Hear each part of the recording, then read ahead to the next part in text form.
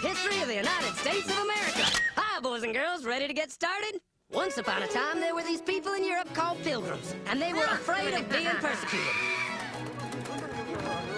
So they all got in a boat and sailed to the New World where they wouldn't have to be scared ever again. Oh, I'm so relaxed. I feel so much safer. But as soon as they arrived, they were greeted by savages, and they got scared all over again. Indians! So they killed them all. Now, you'd think wiping out a race of people would calm them down, but no. Instead, they started getting frightened of each other. Witch! So they burned witches. In 1775, they started killing the British so they could be free. And it worked, but they still didn't feel safe. So they passed a Second Amendment which said every white man could keep his gun. I loves my gun. Loves my gun. Which brings us to the genius idea of slavery. You see, boys and girls, the white people back then were also afraid of doing any work. So they went to Africa, kidnapped thousands of black people, brought them back to America, and forced them to work very hard for no money. And I don't mean no money like I work at Walmart and make no money. I mean $0. Nothing. Not a zip. Doing it that way made the USA the richest country in the world. So did having all that money and free help calm the white people down? No way. They got even more afraid. That's because after 200 years of slavery, the black people now outnumbered the white people in many parts of the South. Well, you can pretty much guess what came next. The slaves started rebelling. There were uprisings, and old master's heads got chopped off. And when white people heard of this, they were freaking out and going, I want to live. Don't kill me, big black man.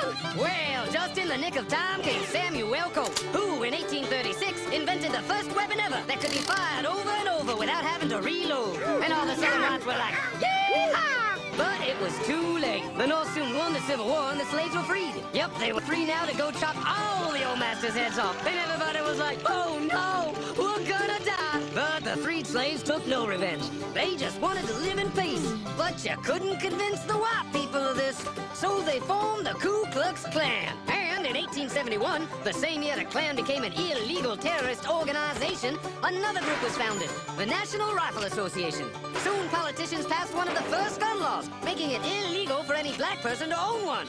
It was a great year for America, the KKK and the NRA. Of course, they had nothing to do with each other, and this was just a coincidence. One group legally promoted responsible gun ownership, and the other group shot and lynched black people. And that's the way it was all the way to 1955, when a black woman broke the law by refusing to move to the back of the bus. White people just couldn't believe it. Huh? Well, I won't say move. What's going on? Man, all hell broke loose. Black people everywhere started demanding their rights, and white people had a major freaky fear meltdown, and they were all like, run away! Run away! And they did. They all ran fleeing to the suburbs where it was all white and safe and clean. And they went out and bought 250 million guns and put locks on the doors, alarms in the houses, and gates around the neighborhoods. And finally, they were all safe and secure and snug as a bug.